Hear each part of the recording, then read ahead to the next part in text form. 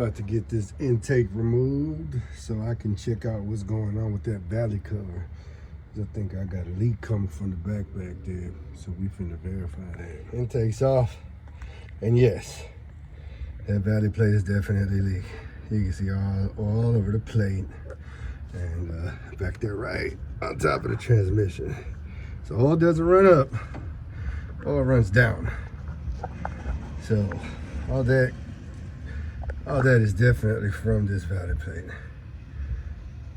So we are going to get this addressed. It's probably leaking from that sensor as well, but I know 100% this valley gasket. I cleaned it up a little bit so I can cover up my intake ports, but yeah, it's definitely along the seams, along the edges, and it probably was accumulating back there and just coming out. Yeah. And the main red flag is back there on the transmission. The top of the transmission is wet. You can see that's the transmission housing, the bell housing. It's wet. There's no way in hell that it should be wet. It's wet. I don't know if you can tell it's wet from the video, but it's wet. It's not dry. Right, got the valley plate off, cleaned up, gasket changed.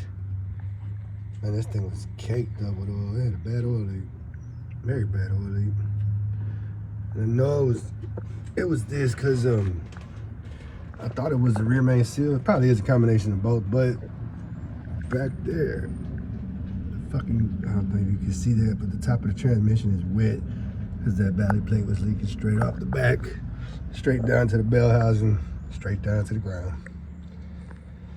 Well, it's all done.